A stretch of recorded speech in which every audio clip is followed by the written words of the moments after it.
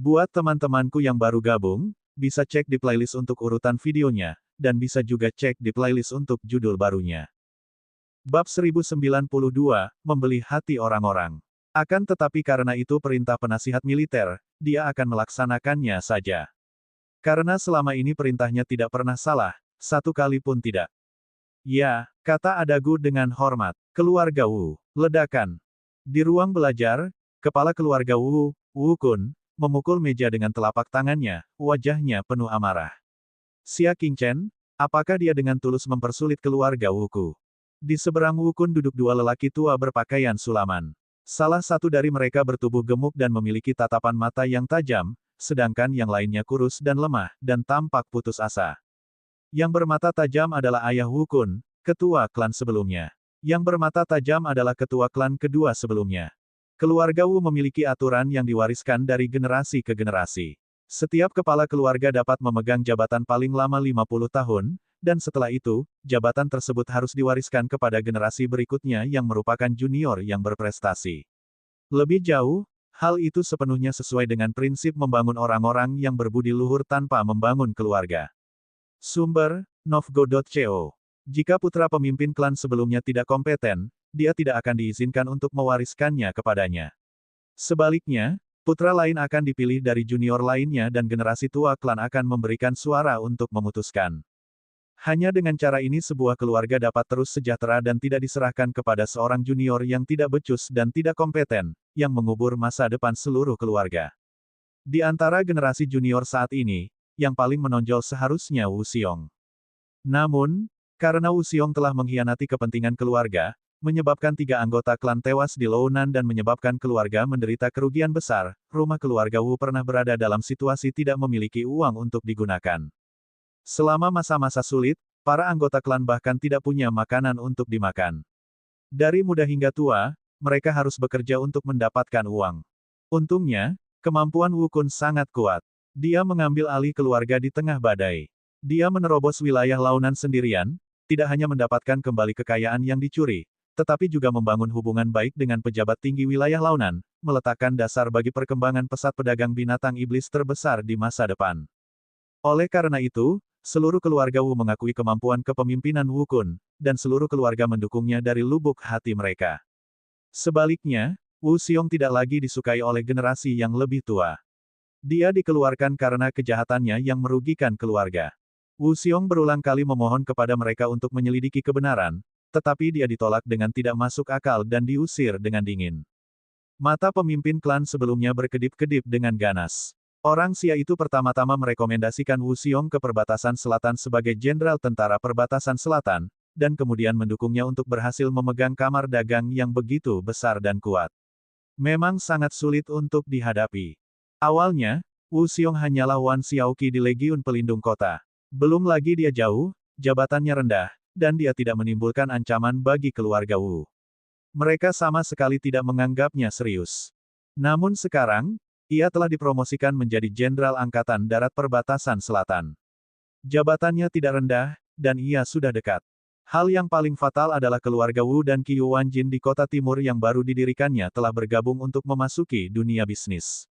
Itu sangat sukses. Dari keberhasilan besar kamar dagang saat ini, dapat dilihat bahwa kebangkitannya di masa depan tidak dapat dihentikan. Mata pemimpin klan kedua terkulai. Aku berkata tahun itu bahwa kita seharusnya tidak mengusir Wu Xiong dengan gegabah. Sekarang, semuanya baik-baik saja. Dia telah kembali untuk membalas dendam. Begitu dia mengatakan itu, Tetua Agung itu tersenyum tidak tulus. Ketua kedua, jangan terlalu jujur tentang dirimu sendiri. Saat itu, kamu juga punya andil dalam mendorong Wu Xiong keluar. Tahun itu, ada total 4 tetua, termasuk Patriark kedua. Tanpa kecuali, semuanya menganjurkan agar Wu Xiong diusir. Terlebih lagi, Patriark kedua bahkan lebih sombong. Dia tidak hanya ingin mengusir Wu Xiong, dia juga ingin Wu Xiong menulis surat utang sebelum dia meninggalkan klan. Dalam hal siapa yang kejam, dia, mantan pemimpin klan, bersedia mengakui kekalahan. Kini setelah melihat kebangkitan Wu Xiong, ketua kedua merasa takut kalau Wu Xiong akan membalas dendam padanya suatu hari nanti, jadi dia mulai membersihkan namanya sendiri. Seperti kata pepatah, kembalinya anak yang hilang lebih berharga daripada emas. Kita bisa mengirim seseorang untuk berkomunikasi dengan Wu Xiong. Bagaimanapun, kita adalah satu keluarga, kata pemimpin klan kedua dengan tenang. Saat itu, ketika dia mengusir Wu Xiong, dia tidak memperlakukannya sebagai keluarga. Kepala keluarga memutar matanya. Jangan mengatakan hal-hal yang tidak berguna seperti itu. Dengan temperamen Wu Xiong, apakah dia akan memperlakukan kita sebagai keluarga lagi? Lagi pula, jika Wu Xiong kembali, apa jadinya ayah dan anak itu? Kala itu, ayah dan anak itulah yang telah bersekongkol melawan Wu Xiong dan merampas posisi kepala klan yang seharusnya menjadi milik Wu Xiong. Mata kepala suku itu bersinar dengan cahaya yang dalam. Xia Qingchen adalah akar dari segalanya. Jika dia tidak lagi mendukung Wu Xiong, kita tidak perlu takut. Wu Kun menenangkan dirinya dan berkata, "Ayah, apakah ayah mengatakan bahwa ayah ingin menyuap Xia Qingchen?" Namun, hubungannya dengan Wu Xiong sangat luar biasa. Kepala Patriark memperlihatkan pandangan mendalam yang dapat melihat menembus sifat manusia. Tidak ada teman abadi di dunia ini, yang ada hanya kepentingan abadi. Mendengar ini, Wu Kun mengangguk dalam-dalam, "Baiklah.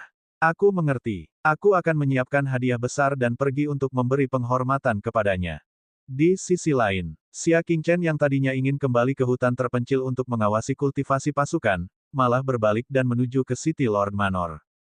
Karena ini adalah pertarungan antara dua kesayangan surga dan melibatkan taruhan antara dirinya dan Nutianyi, dia harus membicarakannya dengan Putri Yanyu dan yang lainnya. Dia juga bisa memberi mereka beberapa petunjuk dalam kultivasi mereka. Rumah Tuan Kota. Selain Hua Wenlei yang telah mengurung diri, Putri Yanyu dan yang lainnya berkumpul di paviliun. Mereka mengerutkan kening dan ekspresi mereka serius. Aku tidak menyangka kekuatan orang barbar generasi sekarang begitu tinggi. Night Demon Qiong mencengkeram lengan kanannya, ekspresinya gelap. Ternyata selama 3 hari terakhir, mereka tidak tinggal diam. Masing-masing dari mereka menggunakan caranya sendiri untuk mencari tahu kekuatan perwakilan barbarian. Di antara mereka, Night Demon Qiong memperoleh kemenangan terbanyak.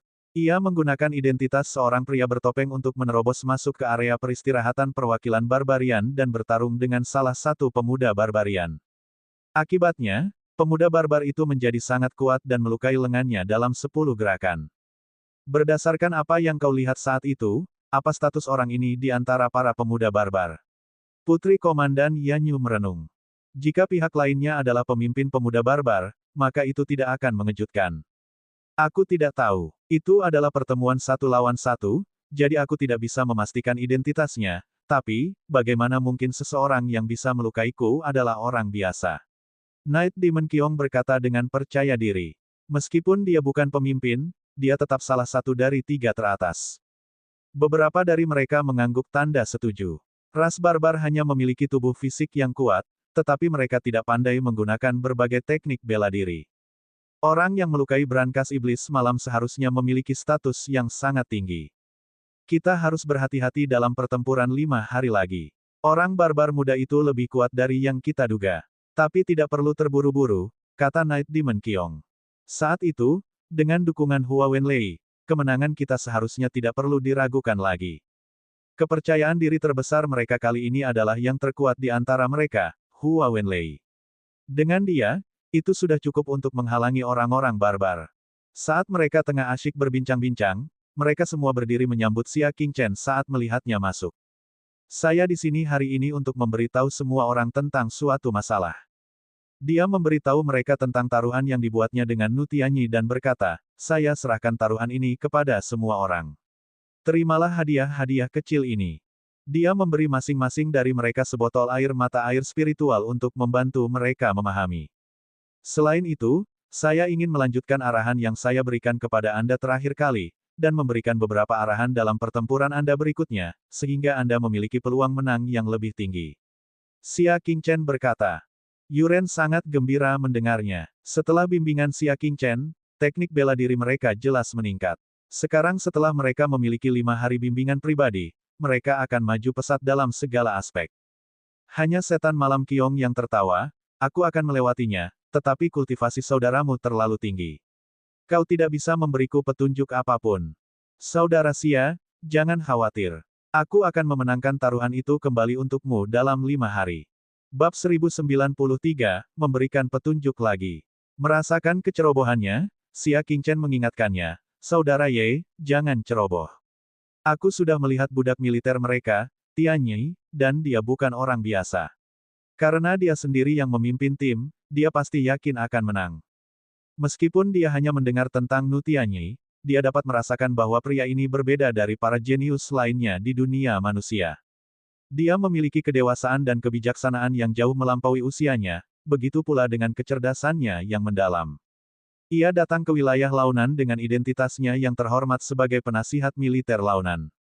Jika tim yang dipimpinnya kalah, bukankah reputasinya sebagai penasihat militer akan hancur? Karena itu, dia yakin bahwa dia akan menang. Sebelumnya, dia mendengar mereka berbicara tentang seorang pria yang telah mengalahkan kubah iblis malam. Dia adalah seorang jenius muda dari ras barbar. Menurut pendapat Xia Qingchen, pihak lain mungkin bukan pemimpin atau salah satu dari 3 teratas. Aku bilang, saudara Xia, kau terlalu mengkhawatirkanku, haha. Night Demon Qiong tertawa, kau akan tahu betapa kuatnya aku saat kau melihat kekuatanku yang luar biasa saat bertanding. Setelah dia selesai berbicara, dia pergi sambil tersenyum. Bagaimanapun juga, dia berasal dari salah satu dari 4 klan besar. Putri Komandan Yanyu mendesah. Tidak dapat dipungkiri bahwa dia sombong. Ketika dia mendengar bahwa Xia Qingchen ingin memberinya beberapa petunjuk, dia langsung pergi, seakan-akan dia takut akan berakhir dengan reputasi dibimbing oleh Xia Qingchen. Xia Qingchen menggelengkan kepalanya pelan. Alasan mengapa Night Demon Vault begitu sensitif adalah karena Xia Qingchen telah mengungkapkan garis keturunan dewanya, yang membuatnya merasa waspada dan waspada. Dia tidak lagi mau menerima bimbingan Xia Qingchen. Dia mengalihkan pandangannya ke gadis bertopeng besi dan berkata, "Apa, kau tidak akan pergi kali ini?"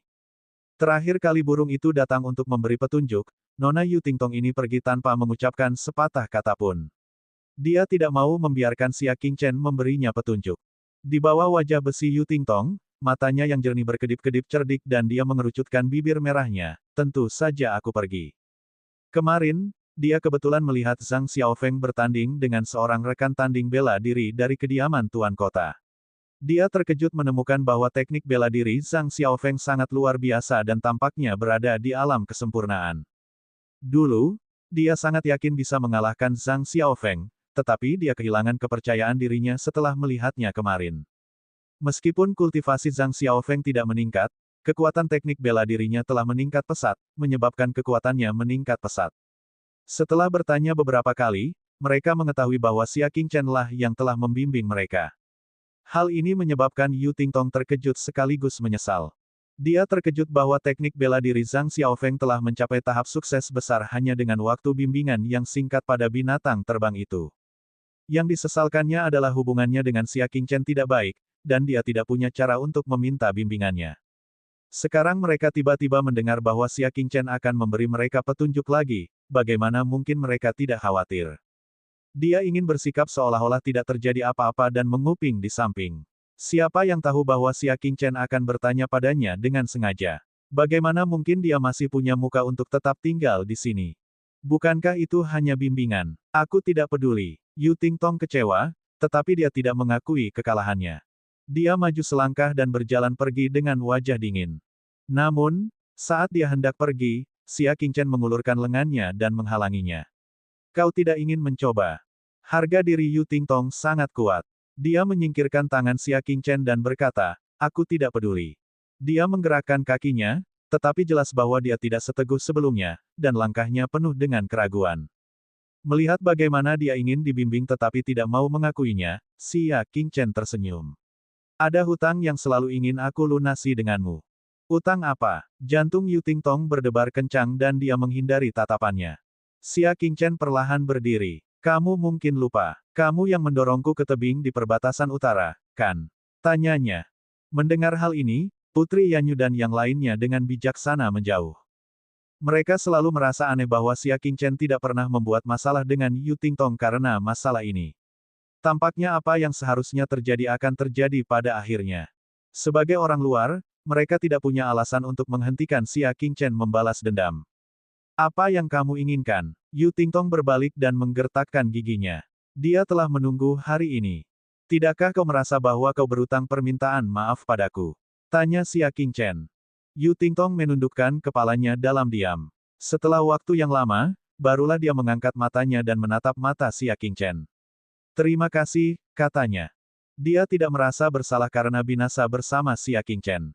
Namun, Xia Qingchen telah menyelamatkan hidupnya, dan dia merasa harus berterima kasih padanya. Setelah mengatakan ini, dia berbalik dan pergi dengan perasaan yang rumit. Dia tidak ingin terus terlibat dengan Xia Qingchen. Oh, untuk apa? Kau berterima kasih padaku karena mengganti pakaianmu. Kau bahkan mengganti dudoumu. Xia Qingchen tersenyum, bukan senyum. Oh, aku lupa menyebutkan. Luka-luka di tubuhmu baru sembuh setelah aku mengoleskan salep itu padamu. Tapi jangan khawatir, aku telah melihat apa yang seharusnya tidak kulihat, dan aku belum melihat apa yang seharusnya kulihat. Oh, itu memalukan, justru sebaliknya. Sebelum dia sempat menyelesaikan kalimatnya, Yu Tingtong sudah berbalik. Di wajahnya yang memerah, terlihat dua mata pembunuh. Diam, kau tidak boleh mengatakan apapun lagi. Tubuh Yu Tingtong sedikit gemetar saat dia mengepalkan tinjunya. Khususnya, Putri Yanyu, Zhang Xiaofeng, dan yang lainnya menatapnya dari atas ke bawah dengan kaget. Xia Qingchen mengangguk. Ya, aku tidak akan memberitahu siapapun bahwa kamu memiliki tahi lalat di dadamu. Aku juga tidak akan memberitahu siapapun bahwa kamu memiliki tanda lahir berbentuk hati di pantatmu. Aku juga tidak akan memberitahu. Mulut Adipati tua Yu kering. Dia menelan ludah dan menatap sosok ramping Yu Tingtong, sambil mendengarkan. Putri Yanyu merasakan firasat buruk di hatinya. Dia menatap Xia Qingchen dengan kepahitan yang tersembunyi. Dia tidak menyangka bahwa setelah mereka jatuh dari tebing bersama, mereka benar-benar melihat seluruh tubuh Yu Tingtong. Dan bahkan menanggalkan pakaiannya dan mengoleskan obat padanya. Dia tidak dapat menahan diri untuk tidak menebak bahwa ada hal lain yang terjadi di antara mereka. Ah, aku akan membunuhmu. Yu Tingting sangat malu dan marah sehingga semua bulu kuduknya berdiri. Dia membentuk segel dengan kedua tangannya dan melakukan keterampilan bela diri tingkat bumi yang paling dia kuasai. Awan tunggal menutupi bulan. Di tengah segel itu, muncullah segel dengan percikan api yang berterbangan ke segala arah dan dengan cepat mengumpulkan energi spiritual di sekitarnya. Dia mendorong dengan telapak tangannya, dan sigil itu melesat ke arah Xia Qingchen. Sigil itu juga mulai terbakar dengan cepat, menyulut ki spiritual padat yang terkumpul di sekitar sigil dan menyebabkan ledakan hebat. Ledakan. Di tengah kobaran api yang membumbung tinggi ke angkasa, Xia Qingchen berada tepat di tengah ledakan itu. Dia tidak menghindar, memilih untuk menghadapi ledakan itu secara langsung. Dengan suara teredam dan asap, Yu Tingtong yang geram akhirnya terkejut. Kenapa dia tidak menghindar? Dia tidak benar-benar berniat membunuh Xia Qingchen, dia hanya ingin dia diam saja dan tidak menyebutkannya lagi. Kenapa kalian jadi serius? Putri Komandan Yanyu dan yang lainnya sangat marah. Yu Tingtong mengerutkan bibirnya dan buru-buru mengembuskan asap rokoknya. Ia pergi mencari Xia Qingchen yang terdiam, tetapi begitu ia masuk, ia menabrak dada seorang pria. Hanya dari jarak sedekat itu dia dapat melihat dengan jelas bahwa itu adalah Xia Qingchen yang dalam kondisi sempurna. Dia tersenyum tipis. Kau begitu khawatir padaku. Apakah karena aku melihat tubuhmu, sikapmu terhadapku berubah? Yu Tingtong awalnya merasa bersalah, tetapi setelah dia mengatakan itu, rasa bersalahnya segera digantikan oleh kemarahan, kamu. Dia mengangkat tangan dan menyerang dada Xia Qingchen. Senyum Xia Qingchen menghilang. Baiklah, sudah waktunya bagimu untuk menerima pelajaran. Katanya. Dia dengan santai mengulurkan dua jari dan menjentikkan pelindung bahu lawannya. Dengan kekuatan fisiknya saat ini, jentikan ini tidaklah ringan. Yu Tingxuan langsung terdorong ke belakang. Dia memegang bahunya dan meringis kesakitan. Namun, hal ini juga membuat Yu Tingtong sangat marah, siapa yang takut padamu? Jadi bagaimana jika dia nomor satu di generasinya? Dia, Yu Tingtong, tidak lemah. Awan kesepian menutupi bulan. Dia sekali lagi menggunakan keterampilan bela dirinya yang terbaik.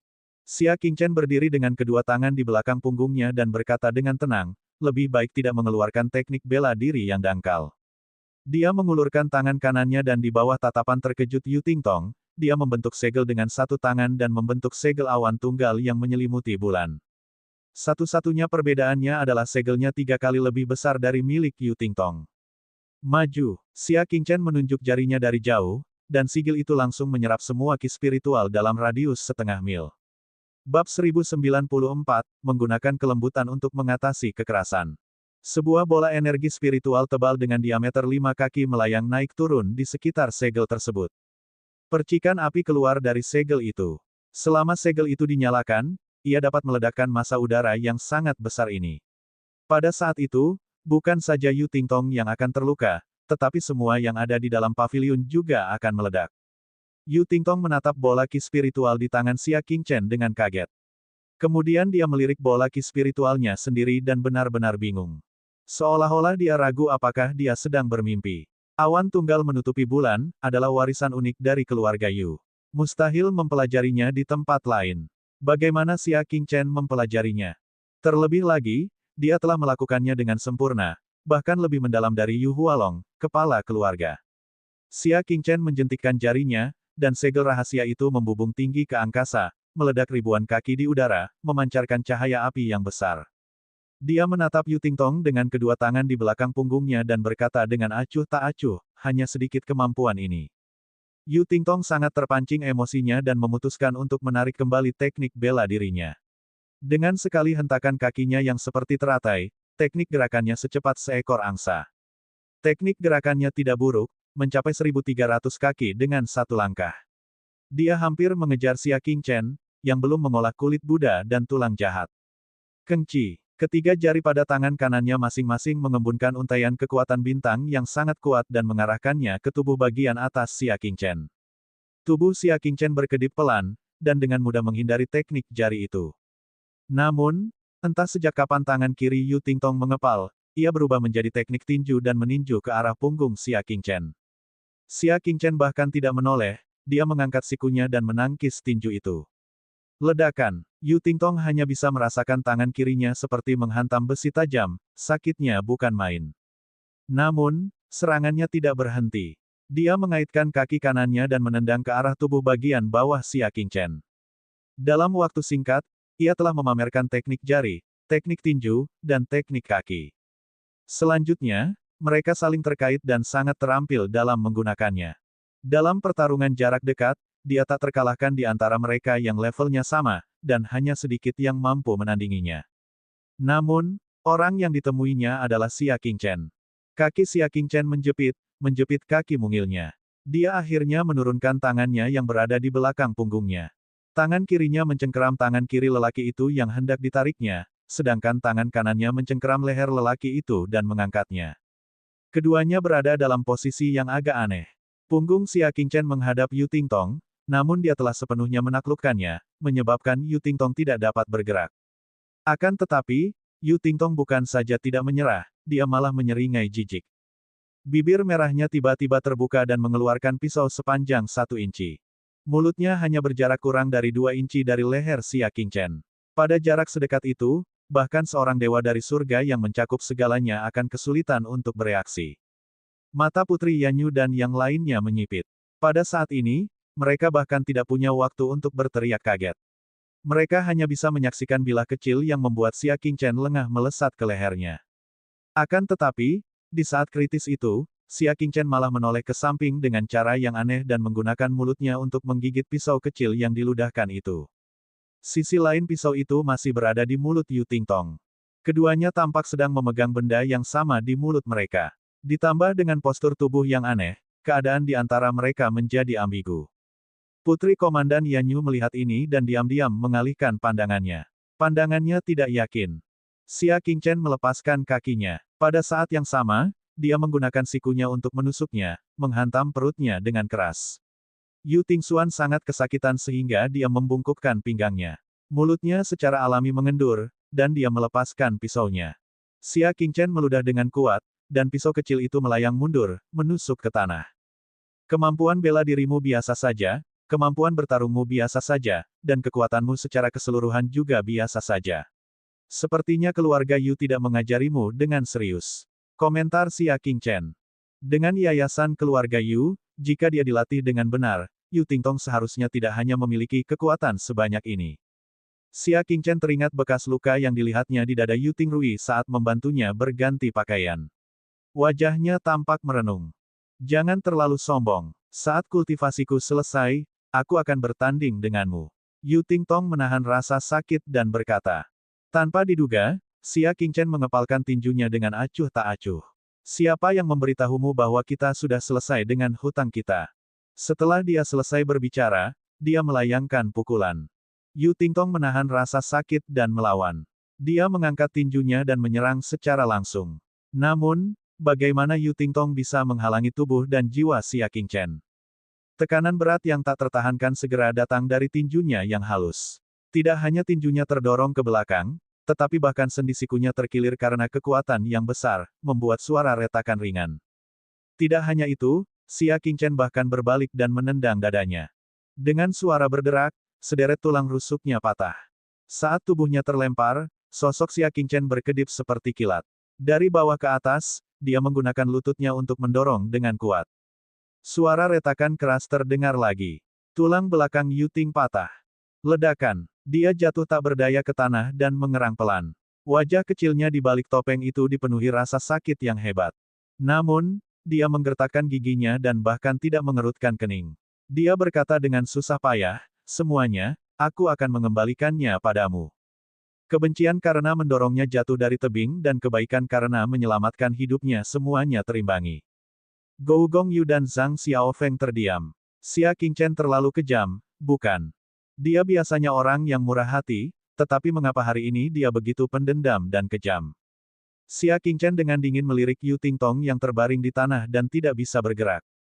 Dia kemudian berbicara kepada Putri Yanyu dan yang lainnya, "Seperti yang kalian semua lihat, ini adalah hasil dari pertarungan dengan tubuh fisik yang kuat. Tubuh fisik orang barbar itu kuat. Jika mereka menghadapi situasi yang sama seperti Yu Tingtong 5 hari kemudian, mereka akan berakhir seperti dia." Zhang Xiaofeng menenangkan pikirannya dan berkata dengan serius, "Kakak Xia, tolong beri aku petunjuk." Adipati tua Yu juga menangkupkan tinjunya. Rahasia menghadapi tubuh fisik orang barbar itu hanya ada 4 kata. Kata Xia Qingchen. Ketiganya memusatkan perhatian mereka, bahkan Yu Tingtong yang berada di tanah pun mendengarkan dengan penuh perhatian. Dia bersumpah dalam hati bahwa begitu dia belajar cara menahan tubuh fisiknya, dia pasti akan membuat Xia Qingchen menderita. Menggunakan kelembutan untuk mengalahkan kekuatan. Xia Qingchen menatap air di luar paviliun dan meninju. Dengan kekuatan fisik Xia Qingchen, kekuatan pukulannya luar biasa. Namun, saat mengenai air lunak, hanya menciptakan genangan air dangkal. Semua orang tampaknya memiliki pemahaman, tetapi mereka tidak tahu cara menggunakannya. Aku akan memberimu teknik bela diri kultivasi mental dasar untuk menggunakan kekuatan bintang. Jika kau bersedia mempelajarinya, maka lakukanlah. Jika tidak, maka berpura-puralah aku tidak mengatakan apa-apa. Xia Qingchen langsung menuliskan sebuah keterampilan bela diri bernama Cloud Chanting. Secara umum, hanya sedikit orang yang bersedia menghabiskan waktu dan tenaga untuk mempelajari metode dasar pengembangan mental dalam menggunakan kekuatan bintang ketika mereka mencapai posisi bintang utama. Kalau dia punya tenaga, bukankah lebih baik dia mengembangkan ilmu bela diri yang lebih ofensif atau meningkatkan kultivasinya? Siapa yang ingin belajar cara menggunakan kekuatan bintang? Ketiganya juga sedikit kecewa. Mereka mengira Xia Qingchen akan mengajari mereka teknik bela diri dengan kekuatan luar biasa. Ternyata, itu hanya teknik bela diri dasar. Akan tetapi, dengan mentalitas bahwa karena Xia Qingchen adalah orang yang memberi mereka bimbingan, tidak mungkin mereka salah, mereka mencoba menerimanya. Saya akan mulai berkultivasi sekarang. Xia Qingchen mengajarkan teknik bela diri kepada mereka satu persatu, membimbing mereka dalam teknik dan metode kultivasi mereka. Dia sangat teliti. Awalnya, mereka memiliki mentalitas untuk mencobanya, tetapi semakin mereka berlatih, semakin mereka merasakan keistimewaan teknik bela diri tersebut. Putri Yanyu menekan telapak tangannya di atas meja kopi berlian. Permukaan meja kopi itu masih utuh, tetapi ketika dia mengetuknya, dia melihat bagian dalamnya retak total. Tuan Muda Xia, bukankah kau mengatakan bahwa mengolah teknik ini adalah penangkal alami bagi ras barbar? Bagaimana itu bisa membuat kekuatan bintang kita begitu kuat? Putri Komandan Yanyu berkata dengan heran. Apa yang terjadi dengan menggunakan kelembutan untuk mengatasi kekerasan? Mengapa semakin dia berkultivasi, semakin ganas dia jadinya? Yu Tingtong yang sedang berbaring di tanah, wajahnya penuh kecemasan. Dia merasa telah memahami sesuatu, tetapi karena anggota tubuhnya terluka parah, dia tidak dapat menunjukkannya secara langsung. Dia hanya dapat mempraktikkannya dalam pikirannya berulang-ulang. Gou Gongyu dan Zhang Xiaofeng juga menemukan bahwa kekuatan bintang mereka menjadi sangat mendominasi di bawah pengaruh jalur sirkulasi seni bela diri. Bab 1095, Seni Bela Diri Misterius. Xia Qingchen saat ini sedang membimbing kultivasi Adipati Yu. Dia menjelaskan, kekuatan dibagi menjadi keras dan lunak. Kekuatan keras dan ganas akan menyebabkan kerusakan yang dahsyat, tetapi tidak bisakah kekuatan lunak melakukan hal yang sama? Ketika keempat orang yang hadir mendengar ini, mereka merasa bahwa kata-kata Xia Qingchen masuk akal, tetapi mereka juga tidak begitu mengerti. Pemahamanmu tentang kekuatan terlalu berat sebelah. Xia Qingchen menggelengkan kepalanya sedikit. Setelah itu, dia menggunakan kekuatan yang lembut untuk memukul permukaan air. Kekuatan lembut itu dikirim. Meskipun hanya menyebabkan sedikit riak di permukaan air, garis-garis air putih yang terlihat oleh mata telanjang mencapai dasar air dengan kecepatan sedang. Hambatan air tidak dapat melarutkan kekuatan lembut ini. Ketika air putih menyentuh dasar danau, lumpur di dasar ikut teraduk. Apakah kau mengerti? Prinsip yang sama yang menyebabkan meja kopi hancur. Xia Qingchen berkata, teknik bela diri yang kalian kembangkan dapat membuat kekuatan astral kalian menjadi lembut. Namun, teknik tersebut juga dapat meningkatkan daya tembus kekuatan astral kalian. Teknik tersebut dapat merusak target secara internal. Putri Komandan Yanyu tiba-tiba mengerti, dan matanya berbinar. Seperti yang diharapkan dari teknik bela diri yang diajarkan Xia Qingchen kepadanya secara pribadi. Seperti yang diharapkan, tidak ada satupun dari teknik itu yang sederhana. Teknik bela diri ini tidak hanya membuat kekuatan bintang mereka selembut air, tetapi juga penuh ketegangan, yang secara efektif dapat meredakan ketegangan musuh, tetapi juga membuat kekuatan bintang memiliki kerusakan yang belum pernah terjadi sebelumnya. Dapat dibayangkan pula jika kekuatan bintang lunak serupa digunakan dalam teknik bela diri lain, hal itu juga dapat menimbulkan kerusakan tak terduga pada musuh. Mempelajari cara menggunakan kekuatan bintang bukan hanya tidak membuang-buang waktu, tetapi juga akan sangat menguntungkannya di masa mendatang. Saudara Xia, Anda telah memberi kami kehidupan baru. Zhang Xiaofeng sangat berterima kasih. Dua petunjuk Xia Qingchen telah membuatnya merasa seolah-olah dia telah berubah. Jika kekuatannya berada di puncak di antara ketiga indera di alam astral utama, kini dia bisa melampauinya.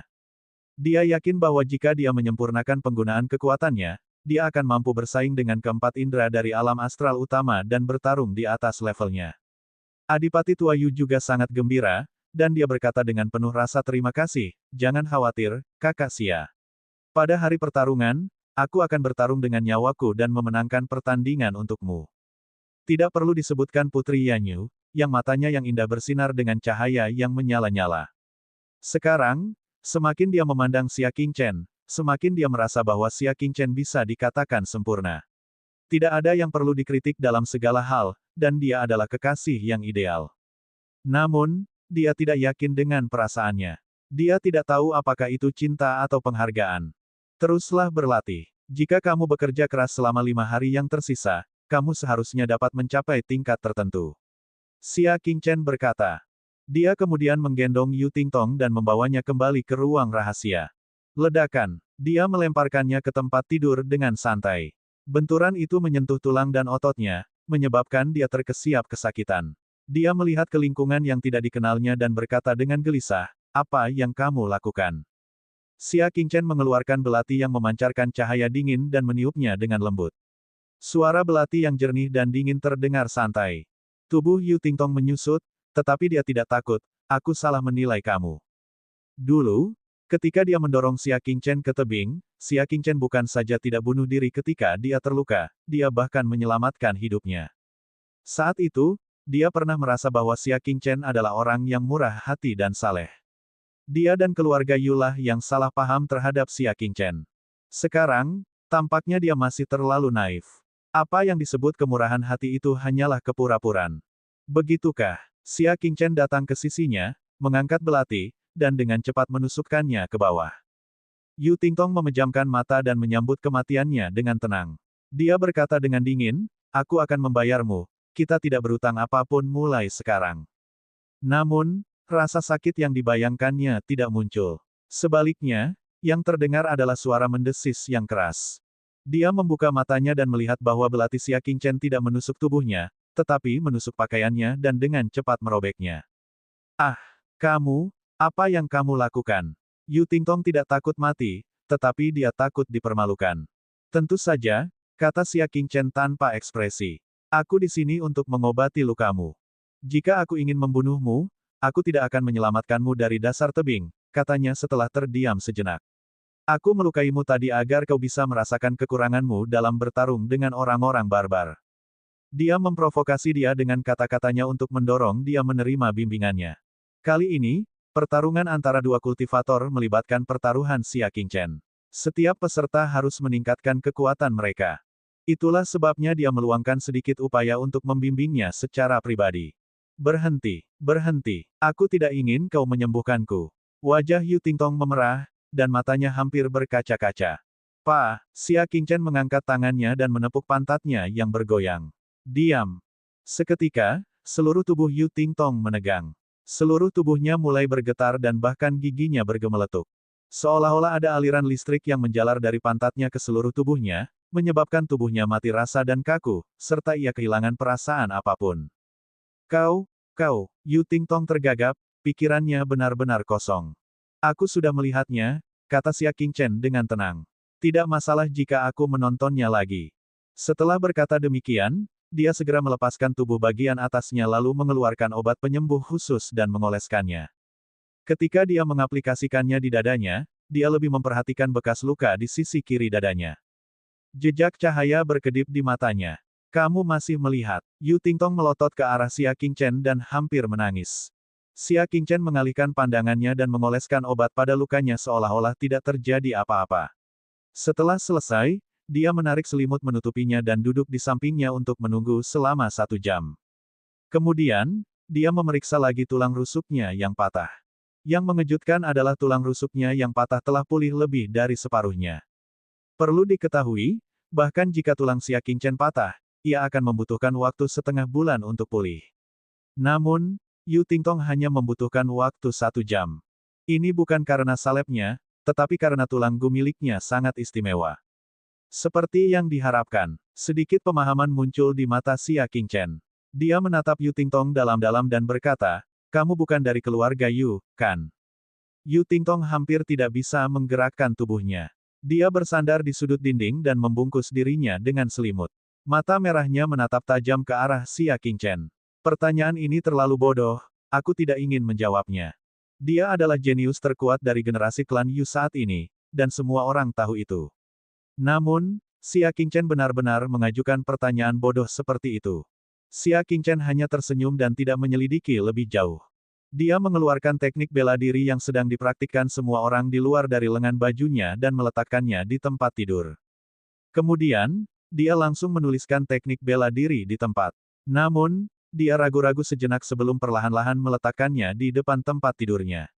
Dia berkata dengan ekspresi serius, saya harap kamu bisa berlatih keterampilan bela diri ini secara rahasia. Jangan biarkan siapapun mengetahuinya, termasuk Di Guyi yang paling kamu percaya. Yu Tingxuan melirik sekilas ke arah keterampilan bela diri yang digunakan Xia Qingchen dan berkata, kenapa? Ini demi kebaikanmu sendiri, mungkin dalam waktu dekat, kamu akan bersyukur atas keberadaan keterampilan bela diri ini, kata Xia Qingchen perlahan. Yu Tingtong menatap lurus ke mata Xia Qingchen. Setelah beberapa lama, dia mengangguk sedikit. Bagus, tapi siksaan yang kau berikan padaku hari ini akan kembali padamu suatu hari nanti. Xia Qingchen tersenyum. Kamu bisa menunggu sampai hari ini. Seharusnya tidak ada seorang pun di dunia fana yang bisa berkultivasi lebih cepat daripada para raja dewa di masa lalu. Dia melepaskannya dan berbalik untuk pergi. Dia meninggalkan buku seni bela diri dan berbaring dengan tenang di depan tempat tidur. Yu Tingtong terdiam sejenak, lalu mengambil keterampilan bela diri itu dan mengamatinya dengan saksama. Setelah itu, dia melihat ke arah Xia Qingchen pergi dan menjadi linglung. Tatapannya dipenuhi dengan kerumitan dan kebingungan yang mendalam. Siapa yang harus kupercaya? Bab 1096, mencari jawabanmu sendiri. Dia sederhana, tetapi dia tidak bodoh. Dia tahu bahwa kata-kata dan serangan fisik Xia Qingchen semuanya untuk memprovokasi dia agar berkultivasi. Niatnya baik, bukan balas dendam. Jika dia benar-benar ingin balas dendam, mengapa dia menyelamatkannya di tebing? Memegang teknik bela diri khusus di tangannya, dia, yang selalu percaya pada Di Guyi, terguncang. Apakah Xia Qingchen benar-benar seorang penjahat yang tidak terampuni seperti yang dikatakan Di Guyi? Akan tetapi, Ketika dia secara pribadi berhubungan dengannya, hal itu sama sekali tidak terjadi. Jika terakhir kali dia telah menemukan hati nuraninya, apakah kali ini juga sama? Di tengah malam yang pekat, hanya suara dedaunan yang berguguran yang terdengar di pelataran, begitu pula dirinya yang tengah dilanda kebingungan. Dong-dong. Lalu, ketukan di pintu membuyarkan lamunannya. Bolehkah aku masuk? Mengenali bahwa itu adalah suara Putri Yanyu, Yu Tingtong menjawab tanpa ragu, tidak nyaman. Berderak. Namun, Putri Yanyu tetap mendorong pintu dengan kasar dan masuk. Dia masuk dengan cepat dan melihat sekeliling.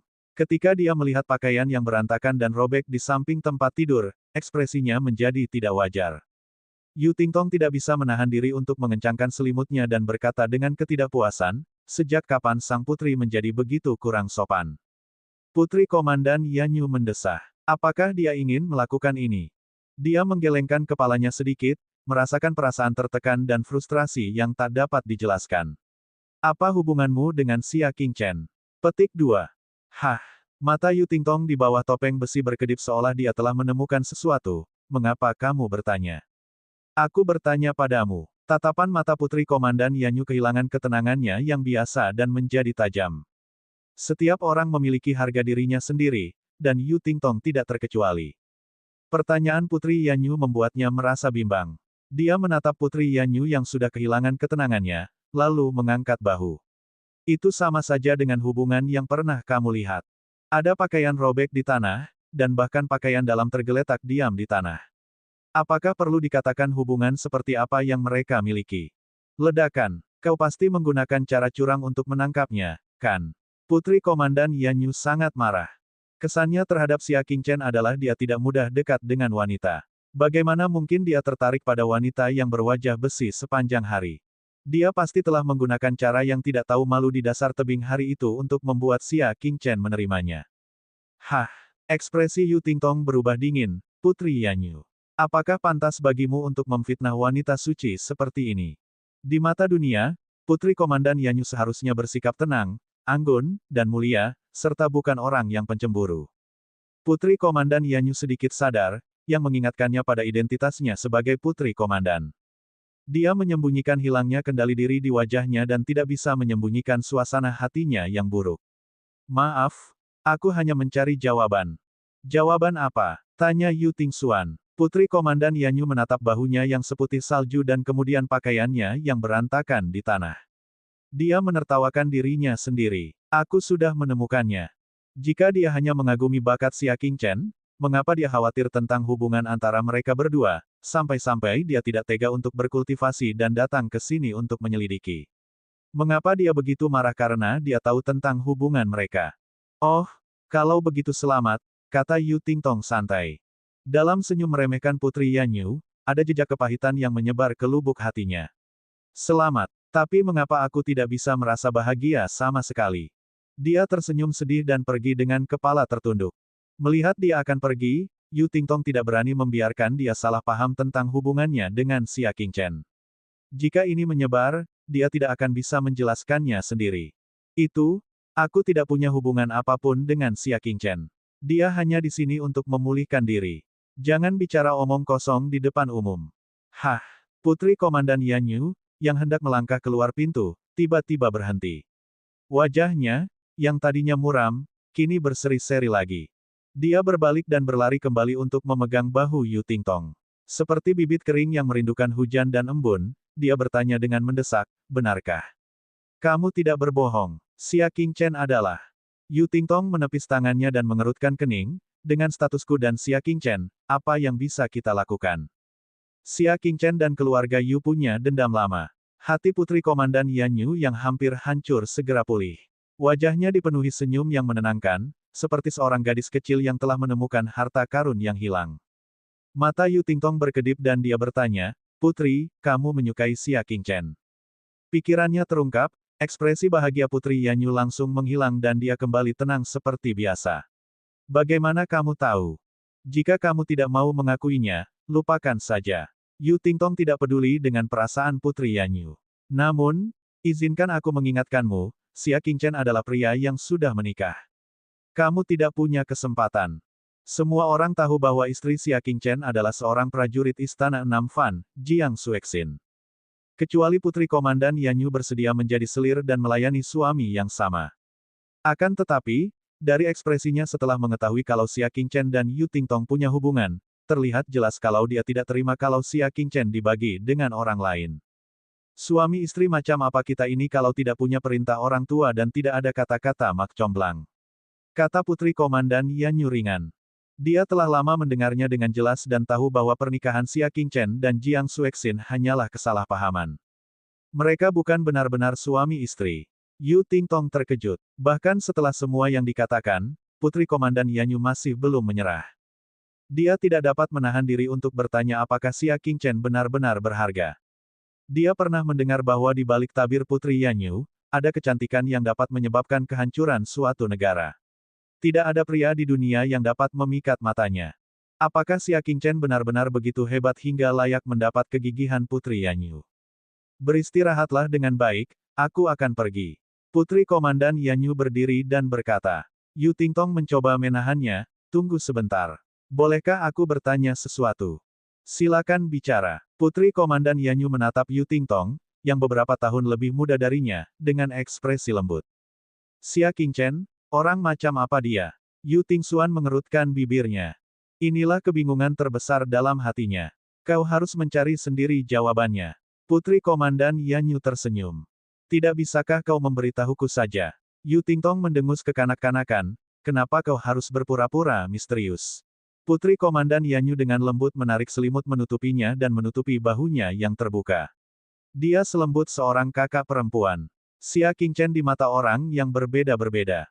Di mata kelompok pertempuran Klutmis, Xia Qingchen adalah komandan yang tegas dan kejam. Di mata rakyat jelata, Xia Qingchen adalah pahlawan yang melindungi rumahnya dan melindungi negaranya. Dan di mataku, Xia Qingchen bagaikan angsa yang kesepian dalam keindahan yang berlalu begitu saja. Dia menyentuh hatiku. Yu Tingtong tampaknya telah memahami sesuatu dan berpikir keras. Di mata klan Yu, Xia Qingchen adalah musuh mereka. Oleh karena itu, dia tidak dapat dimaafkan. Putri Komandan Yanyu berdiri dan berkata, Tingtong, kamu anak yang baik. Kamu berbeda dari anggota keluarga Yu lainnya. Karena itu, aku ingin mengingatkanmu untuk memiliki pendapat sendiri. Jangan hanya mengikuti kata-kata orang lain. Yu Tingtong terdiam sejenak sebelum menganggukkan dagunya. Terima kasih, katanya. Sama-sama, jika kamu mengalami kesulitan di masa mendatang, kamu bisa datang kepadaku. Putri Komandan Yanyu perlahan berdiri. Setelah selesai berbicara, dia bergegas pergi, meninggalkan Yu Tingtong yang ekspresinya jauh lebih santai. Bab 1097, jadi itu kamu. Seperti yang dikatakan Putri Yanyu, dialah yang seharusnya mencari tahu orang macam apa Xia Qingchen itu. Dia seharusnya tidak mendengarkan apa yang dikatakan anggota klan Yu, termasuk Di Guyi. Berbicara tentang hal itu, Xia Qingchen tiba di ruang rahasia tempat Lian Xing dan yang lainnya berada setelah memberi mereka arahan. Mereka baru saja mencerna buah bayi surgawi yang diberikan oleh penguasa kota surga selatan, dan kultivasi mereka telah menembus ke tingkat berikutnya. Graji telah mencapai indera ke-6 dari level astral utama, sedangkan bintang belas kasihan tidak banyak berubah. Buah bayi surgawi cocok untuk terobosan, tetapi tidak serta-merta meningkatkan kekuatan seseorang. Bai Xiaozu telah menembus ke puncak indera keempat dari level astral utama, dan bahkan Ye Linglong telah menembus ke level astral utama. Singkatnya, semua orang mendapatkan panen yang besar.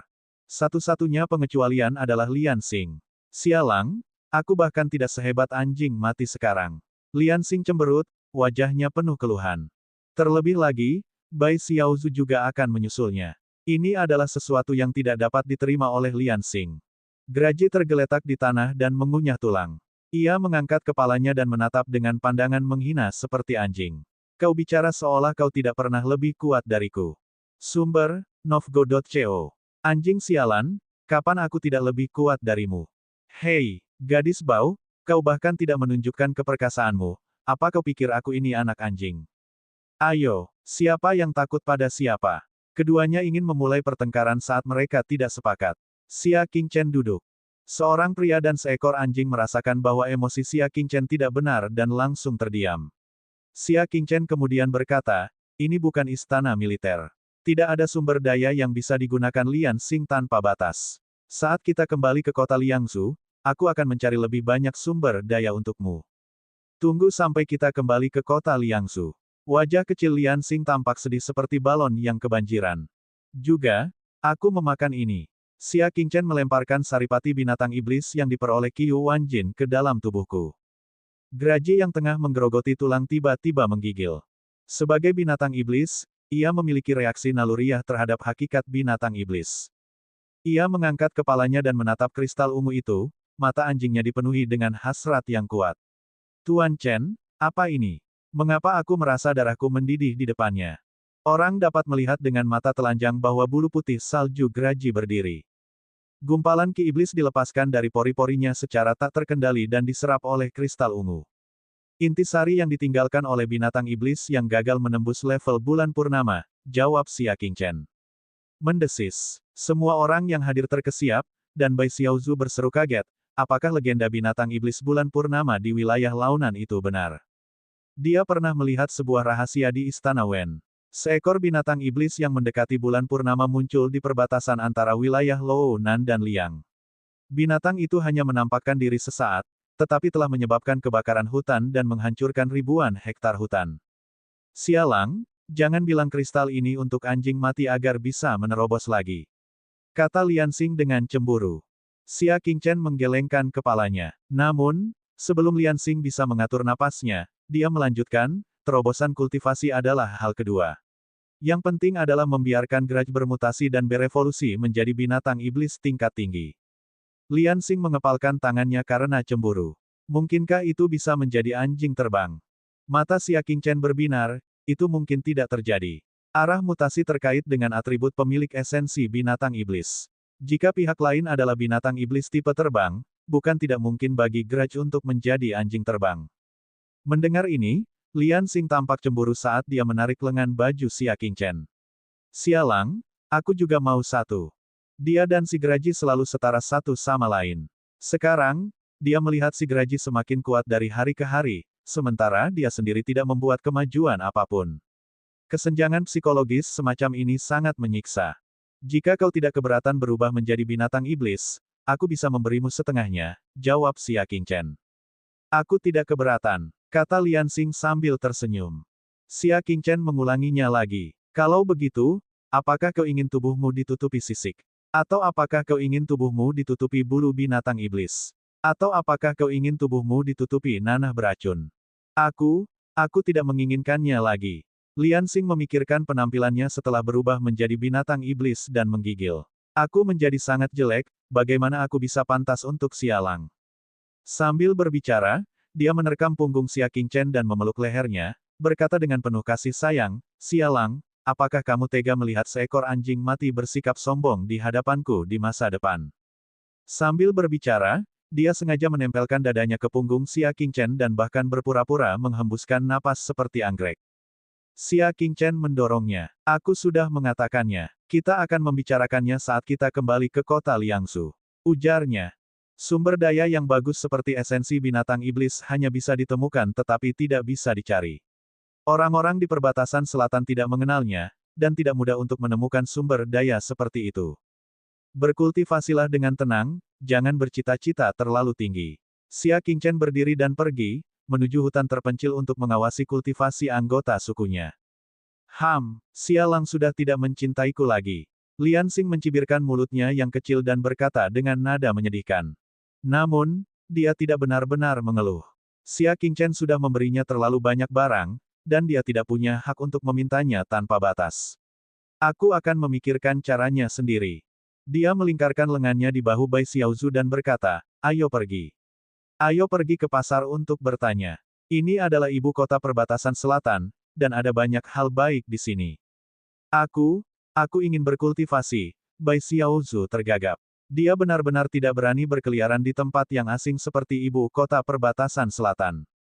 Apa yang kau takutkan? Aku di sini, kata Lian Xing, aku tidak ingin membuat masalah bagi sialang. Dia sudah sangat lelah karena bertaruh. Aku akan berkultivasi sendiri. Bai Xiaozhu memasang ekspresi tak berdaya saat dia ditarik oleh Lian Xing.